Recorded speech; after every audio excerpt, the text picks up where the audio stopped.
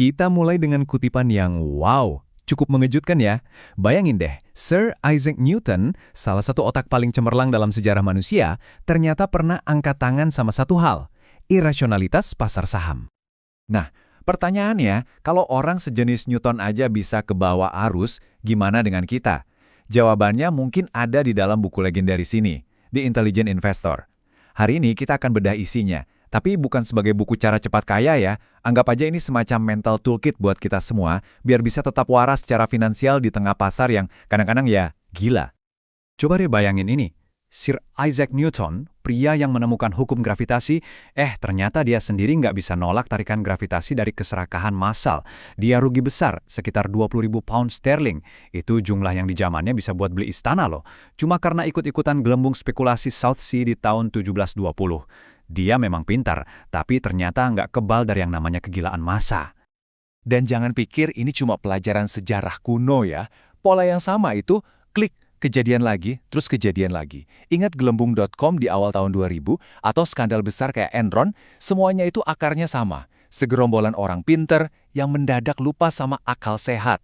Kata orang bijakan, sejarah itu nggak berulang, tapi rimanya sering sama. Dan rima kali ini, wah, bisa bikin kantong bolong. Oke, di tengah semua kekacauan dan kegilaan ini, kita jelas butuh pemandu kan? Bukan pahlawan super, tapi seorang pemandu yang logis.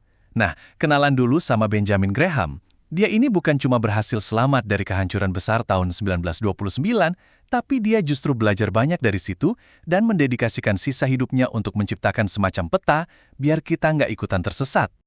Dan inilah mahakaryanya, The Intelligent Investor. Waktu buku ini pertama kali terbit tahun 1949, ini tuh kayak sebuah gebrakan besar. Idenya radikal banget waktu itu, bahwa investasi itu bisa didasarkan pada logika dan analisis, bukan cuma tebak-tebakan atau untung-untungan. Inilah cikal bakal dari apa yang sekarang kita kenal sebagai value investing. Dan kalau Anda masih butuh bukti kenapa buku ini begitu penting, dengerin aja kata-kata muridnya yang paling terkenal. Siapa lagi kalau bukan Warren Buffett? Dia bilang, ini adalah buku terbaik tentang investasi yang pernah ditulis. Pujian dari seorang oracle seperti Buffett itu bukan pujian biasa loh. Ini menunjukkan betapa fundamental dan kuatnya ajaran Graham. Sekarang, kita sampai ke jantung filosofi Graham. Dan jujur aja, kalau Anda bisa paham satu konsep ini bisa jadi pembeda terbesar antara kesuksesan dan kegagalan finansial Anda.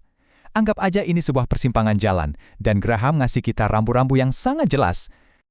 Graham ngasih definisi yang tajam banget, setajam silet. Menurut dia, sebuah investasi itu harus punya 3 syarat. 1. Harus lewat analisis mendalam.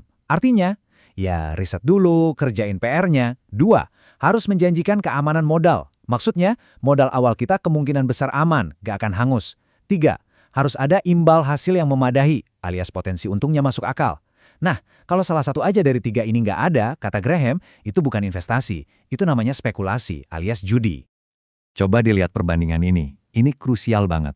Seorang investor itu fokusnya ke bisnis di baliknya. Dia nanya, perusahaan ini bagus dan sehat nggak ya?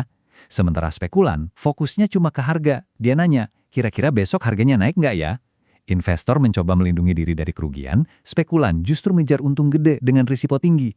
Ini tuh 2 dunia yang benar-benar beda, dan kita harus milih mau tinggal di dunia yang mana.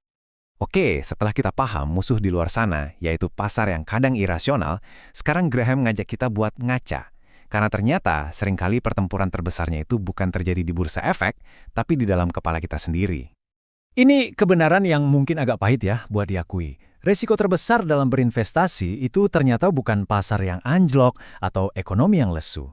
Resiko terbesarnya adalah diri kita sendiri, emosi kita. Keserakahan pas pasar lagi hijau, dan ketakutan pas pasar lagi merah, itulah musuh yang sebenarnya. Inilah alasannya kenapa orang dengan gelar PhD di bidang fisika pun bisa bangkrut di pasar saham. Ini bukan soal seberapa tinggi IQ Anda, tapi seberapa kuat karakter Anda. Pertanyaannya jadi beda. Mampukah Anda bersabar? Mampukah Anda disiplin? Dan yang terpenting, mampukah Anda tetap tenang saat semua orang di sekitar Anda lagi panik? Nah, itulah pertanyaan yang sesungguhnya. Jadi gimana dong caranya kita membangun karakter investor yang kuat ini? Nah, untungnya Graham nggak cuma ngasih masalah, dia juga ngasih solusinya. Dia memberikan beberapa prinsip fundamental yang bisa jadi fondasi kokoh buat kita. Graham ngasih kita 4 pilar buat ngebangun benteng pertahanan finansial kita. 1. Selalu ingat Anda itu beli bisnis, bukan cuma tiket lotre. Pahami apa yang Anda beli. 2. Lihat pasar itu bukan sebagai bos, tapi sebagai pelayan yang emosional. Manfaatkan saat dia lagi pesimis dan hati-hati saat dia lagi terlalu optimis. 3. Harga yang Anda bayar hari ini itu yang akan menentukan imbal hasil Anda nanti. Simpel kan? Makin mahal belinya, ya makin kecil potensi untungnya. Dan yang paling penting, nomor 4, selalu beli dengan margin of safety. Gampangnya, selalu cari diskon. Jangan pernah mau bayar harga penuh untuk sebuah investasi. Dan ini membawa kita ke konsep terakhir yang paling penting. Sebuah pergeseran pola pikir yang benar-benar jadi garis pemisah antara investor cerdas dan kerumunan spekulan di luar sana. Analogi ini cerdas banget kan? Coba pikirin deh. Waktu kita belanja bulanan di supermarket, kita bandingin harga, cek kualitas, cari nilai terbaik buat uang kita. Tapi pas beli parfum, wah beda cerita. Kita seringnya kebawa sama citra, merek, dan emosi. Nah, Graham ngingetin kita, perlakukan pasar saham itu seperti supermarket, bukan seperti butik mewah. Jadi, saya akan tutup dengan satu pertanyaan ini untuk Anda renungkan. Lain kali, sebelum jari Anda ngeklik tombol beli, coba deh berhenti sebentar. Tanya ke diri sendiri. Saya ini lagi beli sebagian kecil dari sebuah perusahaan yang saya paham nilainya? Atau saya cuma ikut-ikutan beli simbol yang lagi rame dibicarakan orang? Jawaban jujur Anda untuk pertanyaan itu akan menentukan jalan Anda sebagai seorang investor cerdas.